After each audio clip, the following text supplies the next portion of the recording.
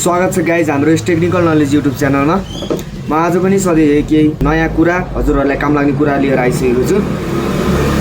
आज म हजुरहरूलाई यस्तो प्रब्लम समाधान गरेर देखाउन गइरहेको छु कि यो मेरो रियलमी मोबाइल रहेको छ। यो रियलमी मोबाइल चाहिँ हाम्रो डेड कन्डिसनमा रहेको छ र म यसलाई चार्ज लगाएर हेर्छु है त।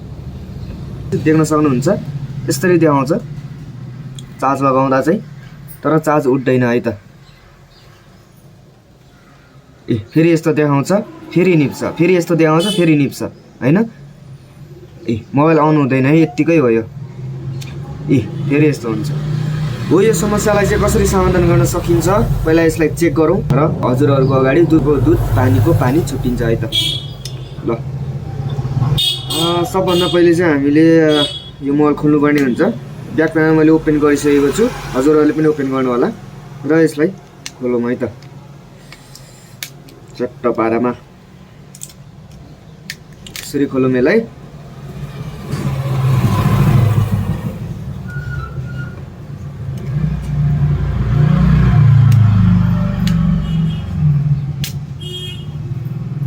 र यसलाई साइड लगाइदिउँ है त। र सबभन्दा पहिले चाहिँ हामीले के गर्नुपर्ने हुन्छ भन्दा यो ब्याट्री कनेक्टर छ नि, यो ब्याट्री कनेक्टर हो। यो ब्याट्री कनेक्टर छ नि, यो ब्याट्री कनेक्टर छुट्टाउँ है त। यसरी छुट्टाइदिउँ र यो डिस्प्ले कनेक्टरहरू पनि छुट्टाइदिउँ। यो छुट्टाइदिउँ हैन। फेरि यो डिस्प्ले कनेक्टरलाई लगाइदिउँ।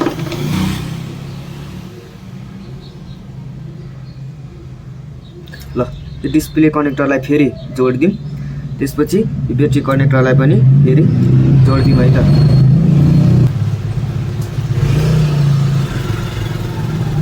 ल यो ब्याट्री कनेक्टरलाई पनि जोडियो। त्यसपछि फेरि ओपन गर्ने प्रयास गरौँ है त। के देखाउँछ है त। मोबाइल अन गर्ने ट्राई गरौँ है त।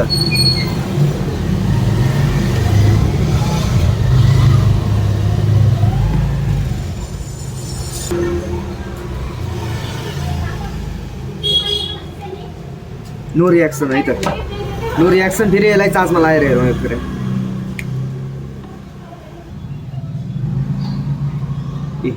फेरि सेम कन्डिसन है त, फेरि सेम कन्डिसन भयो। अब यसलाई हामीले अर्को उपाय चाहिँ के गर्छौँ त भन्दा यो चार्जरलाई निकाल्छौँ, ब्याट्री कनेक्टरलाई झिक्छौँ, डिस्प्ले कनेक्टरलाई पनि झिक्छौँ र त्यसपछि के गर्छौँ त भन्दा यो ब्याट्री छ नि, यो ब्याट्रीलाई झिक्छौँ है त। यो ब्याट्रीलाई हजुरहरूले पनि मोबाइलको फ्रेमबाट बाहिर निकाल्नु होला है त। हामी यस्तै त हुने ब्रो, जहिले यस्तै त हुने हो। ठिकठाक आफ्नो ठाउँमा बस्छु, राम्रो गाउन सक्छु, खासमा यस्तै त हुने हो। के सोचेको होला हामीलाई, के सोचेको होला, अघि बढिसक्यो हेर फोटेको छोरा। ल यो ब्याट्री पनि मैले झिकेँ है त। यो ब्याट्री झिकेँ र यसलाई हामीले चाहिँ अर्को ब्याट्री हालेर चेक गर्छौँ है त। मसँग चाहिँ यही रियलमी मोबाइलको ब्याट्री चाहिँ छैन, तर मसँग एउटा रेडमी मोबाइलको ब्याट्री छ जुन यो कनेक्टरसँग ठ्याक्कै म्याच खान्छ है त। र यसले मैले चेक गर्न लागिरहेको छु है त। यो रेडमीको ब्याट्री हालेर मैले रियलमी मोबाइलमा चेक गर्दैछु। यो ब्याट्रीको फल्ट पनि हुनसक्छ अथवा मदरबोर्डको आइसीहरू सर्ट भएर पनि यो प्रब्लम देखा पर्न सक्छ। पहिला चाहिँ हामीले ब्याट्री हालेर चेक गरौँ है त। र मैले यो ब्याट्री हालेँ र देख्न सक्नुहुन्छ यो डिस्प्ले कनेक्टर यसरी चट्ट पारामा मैले यहाँ लगाइदिएँ। र अब यो ब्याट्री कनेक्टरलाई पनि मिलाइ लगाउँ है त, चेक गर्नको लागि मात्रै हो।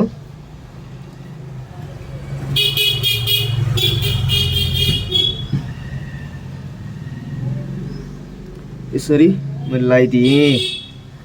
यो लगाइदिइसकेपछि अब हामीले मोबाइलको यो स्विच अन गर्ने ट्राई गरौँ है त।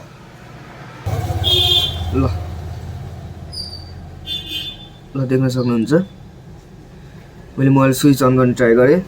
यहाँ देख्न सक्नुहुन्छ फाइनल्ली हाम्रो मोबाइलमा चाहिँ रियलमीको लोगो आइसकेको छ है त। रियलमी यानि कि स्विच अन भइसकेको छ। र यसलाई हामी स्विच अन हुन दिउँ।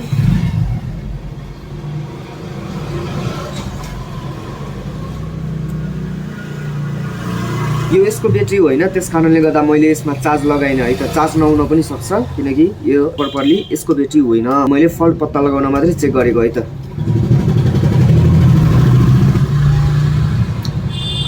र फाइनली हाम्रो मोबाइल चाहिँ खुलिसकेको छ, देख्न सक्नुहुन्छ। फाइनली हाम्रो मोबाइल खुलिसकेको छ। यानि कि हामीले पत्ता लगाउन सकिन्छ कि यो चाहिँ हाम्रो मोबाइलको कारण चाहिँ ब्याट्रीको फल्टको कारणले गर्दा रहेछ। त्यस कारणले ब्याट्री चेन्ज गर्ने बित्तिकै यो मोबाइल चाहिँ अन भइसकेको छ है त।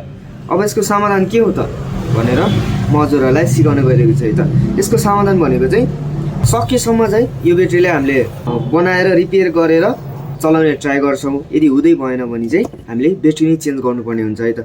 र यसलाई रिपेयर चाहिँ कसरी गर्ने भन्ने बारेमा पनि म हजुरहरूलाई देखाएर भिडियो बनाउने छु। हाम्रो भिडियोलाई अन्तिमसम्म हेर्नु होला र यदि हाम्रो भिडियो हजुरहरूलाई मनपर्छ भने एक लाइक र एक सब्सक्राइब गर्न चाहिँ नभुल्नु होला है त।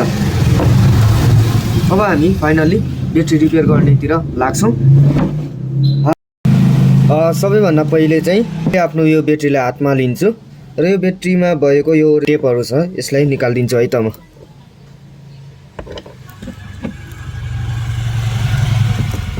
ल यो टेपहरूलाई निकालेर जुन यो छ यसलाई यसरी हेरौँ है त, भित्रपट्टि हेरौँ। र यहाँ विभिन्न प्रकारको आइसीहरू हजुरहरूले देख्न सक्नुहुन्छ यो आइसीहरू। अब यसको लागि चाहिँ सर्वप्रथम हामीले आफ्नोसँग भएको यो जुन आइरन हुन्छ यो आइरनलाई चाहिँ तताउनु पर्ने हुन्छ है त। यो आइरन छ जुन आइरनलाई तताउनु पर्ने हुन्छ, सोल्डरिङ आइरन भन्छ यसलाई चाहिँ। र यसलाई मैले टक्क यहाँ जोडेँ है त, यसरी जोडेँ र यहाँ लाइट भइसकेको छ, यानि कि यो अन भइसकेको छ। त म टेम्परेचर चाहिँ यसको ठ्याक्क 450 राख्छु है त। ल मैले 450 को टेम्परेचर राखेँ, यो चाहिँ हाई टेम्परेचर हो। र यो राखिसकेपछि अब हामीले यो ब्याट्रीतिर हेरौँ। यहाँ विभिन्न प्रकारको आइसीहरू हजुरले देख्न सक्नुहुन्छ र यहाँ एउटा आइसी देख्न सक्नुहुन्छ एलके भन्ने आइसी रहेको छ। अब यसलाई हामीले रिमुभ गर्नुपर्ने हुन्छ है त। फाइनल्ली यसलाई रिमुभ गर्नुपर्ने हुन्छ। यसलाई रिमुभ गर्नको लागि चाहिँ अब एउटा सोल्डरिङ वायर चाहिँ हातमा लिनुपर्ने हुन्छ हामीले। फाइनल्ली सोल्डरिङ वायर लिइसकेपछि यसलाई चट्ट यसरी यसलाई रिमुभ गर्नको लागि चाहिँ सोल्डरिङ वायर लगाइदिउँ यसमा।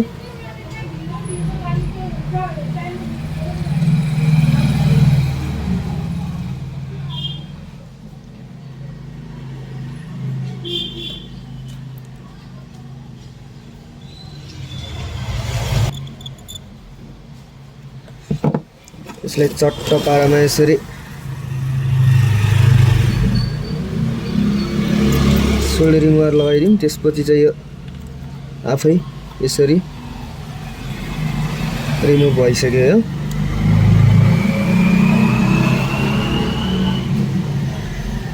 रिमुभ भइसक्यो र यसमा हामीले के गर्नुपर्ने हुन्छ भन्दा अब जम्पर वायर प्रयोग गर्नुपर्ने हुन्छ। तपाईँहरूले पनि जम्पर वायर हातमा लिनु होला।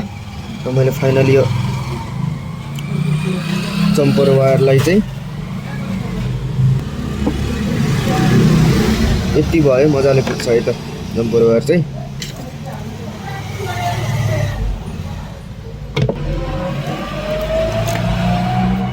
अब यो जम्पर वायरलाई चाहिँ चट्ट एउटा यसमा जोडिदिउँ र एउटा चाहिँ यसमा जोडिदिउँ है त, एउटा पाएको चाहिँ। र यो एउटा चाहिँ यसमा जोडिदिउँ र यो बाँकी भएको टुक्रालाई चाहिँ काटेर फालिदिउँ। ल फाइनली यो चाहिँ हाम्रो सर्ट भइसकेको छ। अब यसलाई हामीले मोबाइलमा हालेर चेक गरौँ है त, हुनले काम गर्यो कि गरेन भनेर। फाइनल्ली हामीले चाहिँ हाम्रो रियलमी मोबाइलको ब्याट्री चाहिँ रिपेयर गरिसकेका छौँ। अब यसले काम गर्छ कि गर्दैन भनेर रिजल्ट चाहिँ हामी हजुरहरूलाई देखाउँछौँ है त। ल फाइनल्ली यो जुन हामीले भर्खरै रिपेयर गरेको यो ब्याट्री देख्न सक्नुहुन्छ। अब यो मोबाइलमा हालेर चेक गरौँ है त यसले प्रपरली काम गर्यो कि गरेन भनेर है त।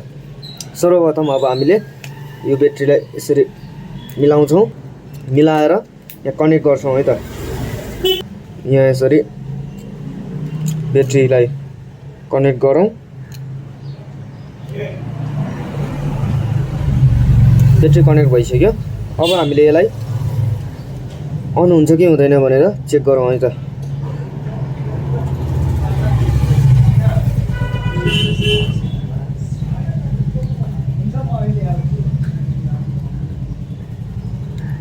ल फाइनली हाम्रो रियलमीको लोगो देखायो है त। यो ब्याट्रीले काम गर्यो है त। ल यो ब्याट्री फेर्नु परेन है, हामीले रिप्लेस गर्नु परेन, यसलाई रिपेयर गरेर हामीले हाल्यौँ र सिम्पली यो ब्याट्रीले काम पनि गरिसकेको छ है त। अब यसलाई स्विच अफ खोल्न दिउँ।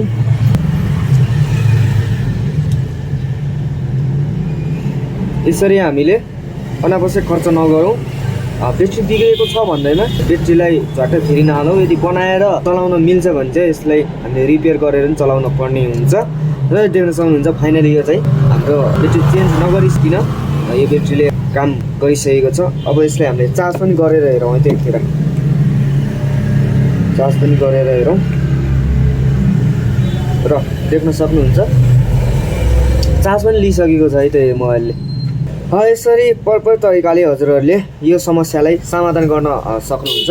यदि हाम्रो भिडियो हजुरहरूलाई मन पर्यो र अर्को दिनहरूमा पनि आउने दिनहरूमा पनि यस्तै राम्रो र काम लाग्ने भिडियोहरू हेर्न चाहनुहुन्छ भने चाहिँ हाम्रो भिडियोलाई लाइक र सब्सक्राइब गर्न चाहिँ नभुल्नु होला है त। ल हजुरको दिन शुभ रहोस्।